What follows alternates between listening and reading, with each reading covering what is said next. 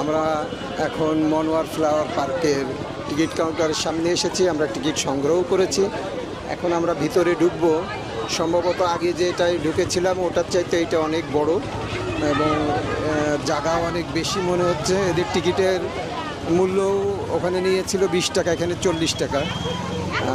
আমরা ভিতরে গেলে বুঝতে পারবো যে এই জায়গার কতটা সুন্দর হবে। আশা করছি যে ওই জায়গার চাইতে এইটা অনেক সুন্দর হবে। এবং আমরা এই যে ফুলের রাজ্যে যেটা আমরা সেই গেটের সামনে এখন এসেছি। আমরা এই গেট দিয়ে এখন প্রবেশ করব এবং ভিতরে আমরা এখন যাচ্ছি। গেট অনেক সুন্দরই লাগছে। আমরা ঢুকছি ভিতরে, ঢুকলে আমরা বুঝতে পারবো যে এখানে কতটা সুন্দর লাগছে। এখানে প্রথমেই আমরা দেখলাম এখানে একটা প্রজাপতি পার্ক, খুব সুন্দর লাগছে প্রজাপতি পার্কটা। এ পাশে নৌকায় অনেক ছেলেমেয়েরা ওরা মজা করছে। পাশে ফুলের সমারোহ তো আছে। আমরা আমাদের বন্ধুদেরও পেয়ে গেছি, ওরা এইটার ভিতরেই ছিল। আমরা ওদের অনেক সময় ধরে খুঁজতেছিলাম। আমি এবার আমার বন্ধু মহিউদ্দিনকে সে অনেক সময় মিস করেছে। আমি মহিউদ্দিনের কাছে আমার মাইক হ্যান্ড ওভার করছি এবং এখন কথা বলবে মহিউদ্দিন। আমরা এসেছি যশোরের ঝিকরগাছা উপজেলার গদখালি, বিখ্যাত গদখালি ফুলের পার্কে, ফুলের রাজধানী গদখালি। এখানে অনেকগুলো ছোট ছোট পার্ক আছে এবং সুন্দর ফুল দিয়ে আর সুন্দর করে সাজিয়ে সাজিয়ে এই পার্কগুলো তৈরি করা হয়েছে। আমরা দুটো গাড়িতে এসেছি নড়াইল থেকে। আমাদের বড় ভাই আমিনুল ইসলাম গুরু ভাই, দুদকের সাবেক কমিশনার, তার স্ত্রী তাহেরা চুনু, আমাদের বন্ধু মনসুর অস্ট্রেলিয়া প্রবাসী, ঈশ্বরদী থেকে বাবু ফকির, ঢাকা থেকে মামা, আমি মহিউদ্দিন পারভীন। আমরা যশোরের গদখালি ফুলের রাজধানীতে বেড়াচ্ছি, ভালো লাগছে। ফুলের আসল সময় ফেব্রুয়ারি।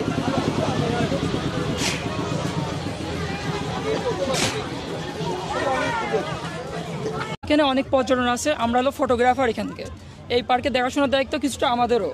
এখানে আমাদের ডাস্টবিনের ব্যবস্থা আছে, কিন্তু অনেকে যে খাওয়ার হাতে নিয়ে ঘুরে বেড়ায়, তারা যেখানে সেখানে ময়লাটা ফেলায়। আমরা কিন্তু এই যে আপনি এই সাইড দেখেন, ওই যে লাল ডাস্টবিন দেখা যাচ্ছে, ওই যে ওই সাইডে আছে। আপনি ওই সাইড দেখেন, ওই সাইডে ডাস্টবিন আছে। আমি কিন্তু চোখে পড়িনি। আচ্ছা আসেন, আমি দেখাচ্ছি, সমস্যা নেই। আচ্ছা ঠিক আছে। ডাস্টবিন আছে আমাদের। সন্ধ্যার সময় লোক রাখা রয়েছে, তারা এগুলো ওয়াশ করবে। আবার যখন সকাল হবে এটা একদম ফুল পরিষ্কার হয়ে যাবে। আবার যখন সারাদিন পর্যটনটা এখানে আসে, ঘুরবে ফেরবে, এরা এখানে ওখানে নোংরা করবে। হ্যাঁ, আজকের ময়লা, এটা আজকের ময়লা। হ্যাঁ, সন্ধ্যার সময় আমাদের নিজস্ব লোক রাখা রয়েছে। এই ময়লা বাদে আর সবকিছুই কিন্তু এখানে সুন্দর। এই ময়লাটা সকাল থেকে এই পর্যন্ত অনেক পর্যটন আছে, হাজার হাজার পর্যটন এখানে ভ্রমণ করতে আসে। তারা এখান থেকে জিনিস কিনে এখানে ঘোরাফেরা করে, খাওয়া দাওয়া করে, জাস্ট যেখানে সেখানে ফেলায়। তার এইটার এর প্রতিকারটা কি? প্রতিকার বলতে প্রতিকার হচ্ছে যে আপনাদের একটা ফুল টাইম একজন লোক রাখতে হবে যে কন্টিনিউ পরিষ্কার করবে। এটা ফুল টাইম বলতে গেলে অথবা এদেরকে বলতে হবে যখন গেট থেকে ঢুকবে তখন যদি বলে দেয় ওই টিকিটটা আমাদের যেখানে সেখানে ময়লাটা আপনারা ফেলবেন। সমাধান আছে। এটা সমাধান বলতে আমাদের এখানে লোক রাখা আছে। রিসেন্টলি তিনি একটু অসুস্থ বলে মানে নাই আর কি। হ্যাঁ, আর সন্ধ্যার সময় আমাদের লোক আছে, উনি করে আমাদের টয়লেটের পরিষ্কার করার জন্য আলাদা লোক রাখা হয়েছে, এটার জন্য আলাদা লোক রাখা রয়েছে। ঠিক আছে, উনি এখন বাসায় রয়েছে কিছুদিন ছুটি, ঈদের জন্য আর কি। হ্যাঁ, ঈদের পরে গেছে, 2 দিন পরে। তাহলে টয়লেটের অবস্থা হয় না না না, টয়লেটের জন্য যেখানে যে দেখেন একটা মহিলা টাকা রয়েছে, মানে উনারা ওটা পরিষ্কার করে, তার জন্য কিছু টাকা নেই আর কি। তা আপনার এটা খারাপ লাগে না এই যে ভাবে রইছে? একটু যদি একজন যদি 2জন লোকের দরকার, তাহলে সঙ্গে সঙ্গে পরিষ্কার করে, এটা পরিষ্কার করার জন্য লোক রয়েছে, বললাম তো। এটা অথবা গেটের থেকেও যদি বলে দেয় যারা ঢুকবে, এটা আমাদের দায়িত্ব বলতে কি, এটা আমরা ক্যামেরাম্যান না হলে এখানে 15-20 জন আছি। এটা আমরা এখানে ফটোশুট করি, তাদের অ্যাডভাইস মানে আমরা এগুলো বলি। এখানে যারা খাবার খায়, এরা নির্দিষ্ট একটা জায়গা আছে ওখানে ফেলায়। আমাদের খাবার খাওয়ার অন্য একটা জায়গা আছে, যেহেতু এখানে পাবলিক প্লেস, তো মানে পাবলিক প্লেস বলতে এখানে পাবলিক আছে, মানে সবাইটা বলে পারা যায় না। কেউ অনেকের কথা শোনে, অনেকে শোনে না, এই আর কি। আমরা অনেকে চেষ্টা করি গেটে যদি এরকম লিখে দিত নির্দিষ্ট স্থানে ছাড়া ময়লা ফেলবেন না, এটা আমরা চেষ্টা করব পরবর্তীতে যাতে এরকম হয়। ঠিক আছে।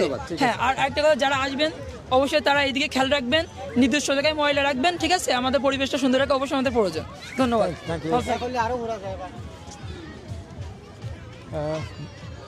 মূল্যবান কথা বলছে, তাই না? হ্যাঁ, অনেক সুন্দর কথা বলেছে। তবে যেটা বললো যে সন্ধ্যার পরে তো একদিনের ময়লা এটা মনে হচ্ছে না, এই যে দেখেন এটা বেশ কয়েকদিনের ময়লাই আছে এখানে। তবে মনে হয় ক্লিন করে, হয়তো ঈদের কারণে হয়তো 2-1 দিন এখানে কেউ আসেনি, যার কারণে ময়লার সংখ্যাটা একটু বেড়েছে এবং ঈদের সময় দর্শনার্থী হয়তো বেশি ছিল। তা আমরা আশা করি যে কর্তৃপক্ষর এদিকে আরেকটু নজর দিলে এখানে আরও ভালো পরিবেশ হবে বলে আমরা বিশ্বাস করি। আর ভবিষ্যতে যারা এখানে আসবেন তারা যদি এখানে ময়লা দেখেন বা ময়লা না দেখেন, আমাদের চ্যানেলে আপনারা অবশ্যই বলবেন যে পরিষ্কার দেখতে পাইছেন, এবং আমরা অ্যাকচুয়ালি ওরা যা বলছে সেটা রং। হ্যাঁ, আশা করি ওরা যেটা বলতেছে যে ঈদের পরে লোক আসবে, এটা পরিষ্কার করবেন। হ্যাঁ, আপনারা যারা ভবিষ্যতে এখানে আসবেন তারা অবশ্যই দেখবেন যে পরিষ্কার না অপরিষ্কার এই জায়গাটা।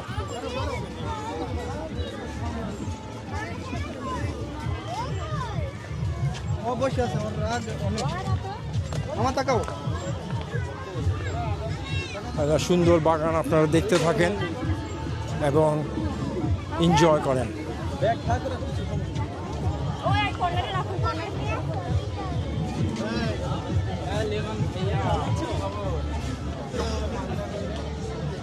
এটা একটা ঐতিহাসিক, এটা কি বাংলার ঐতিহ্যবাহী পালকি, যেটা আমরা ছোটোবেলায় দেখেছি কিন্তু সেইভাবে দেখিনি। এখন তো এটা বিলুপ্তি, তার কিছু স্মৃতি ধরে রাখার জন্যে এখানে একটা পালকির ব্যবস্থা করেছে। যারা দর্শনার্থী আসবে তারা দেখে হয়তো জিজ্ঞাসা করবে এটা কি। এটা সেই ব্রিটিশ আমলে এই পালকিতে করে তখন বিয়ে করতে যেত এবং বউ বর তাদেরকে এই পালকির ভিতরে উঠিয়ে নিয়ে আসা হতো। আজকে সেই প্রথা বিলুপ্তি হয়ে গিয়েছে অনেক আগেই, কিন্তু তারই একটা স্মৃতি এখানে ধরে রেখেছে, যেটা খুব ভালো লাগলো। আজকের প্রজন্ম হয়তো জানতে পারবে যে একসময় পালকি ছিল এবং পালকিতে কী হতো, এটা তারা জানতে পারবে।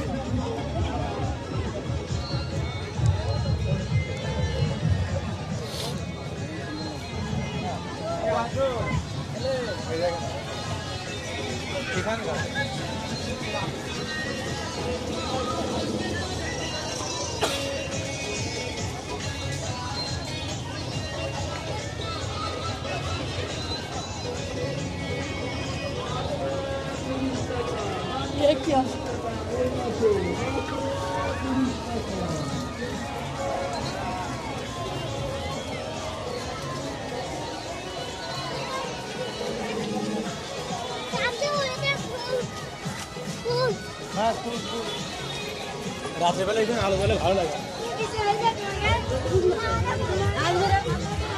আমরা মোটামুটি এই জায়গাটা সুন্দর লেগেছে এবং আজকে যতজনের কাছে জিজ্ঞাসা করেছি সবাই বলেছে আজকে দর্শনার্থী কম, কিন্তু আমরা দেখেছি কিন্তু কম না, অনেক আছে। তার মানে এখানে আরও অনেক বেশি দর্শনার্থী এখানে আসে। সব মিলাই ভালো, তবে পরিবেশটা যদি আর একটু পরিষ্কার পরিচ্ছন্ন হতো তাহলে আরও সুন্দর হতো। আমরা আশা করি যে কর্তৃপক্ষ এদিকে নজর দেবে এবং যারা দর্শনার্থী আসে তাদেরও দায়িত্ব যে এই জায়গায় যাতে ময়লা আবর্জনা না হয় সেদিকে খেয়াল রাখে। ওকে, আসসালামু আলাইকুম দর্শক, আমি মোহাম্মদ রাসেল, আমার বাসা গদখালি, জিগরগাছা থানা। আমি এখানে ফুলের রাজ্যে এই যে মাথার ক্রাউনগুলো তৈরি করে থাকি।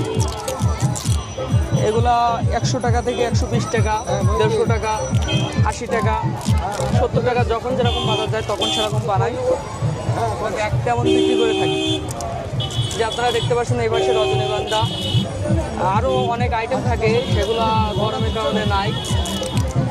আর ফুলের রাজ্যে এগুলা বিশেষ করে অনেক টুরিস্ট যারা আসে তারা এগুলো মাথায় দিয়ে ঘোরে।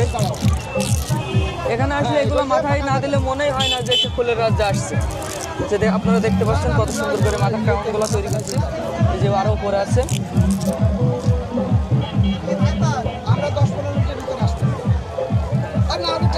যশোর যাও হ্যাঁ হয়েছে না? আমি একটু দেখতেছি উনি কিভাবে বানায়, আপনারা দেখেন শ্রোতারা কিভাবে বানায়, কত ফাস্ট। এই কটা পাপড় ভেঙে দাও রে, পাপড় ভেঙে দে।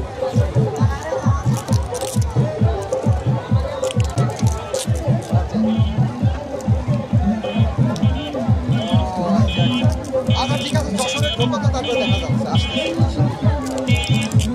ঠিক আছে, হ্যাঁ আচ্ছা ঠিক আছে, ঠিক আছে।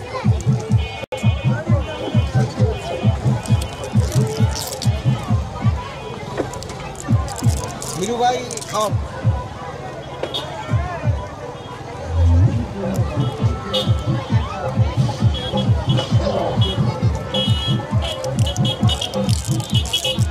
চমৎকার ভাবে বানাচ্ছে, হ্যাঁ সুন্দর দেখার মতো। ভাঙিস দে যা।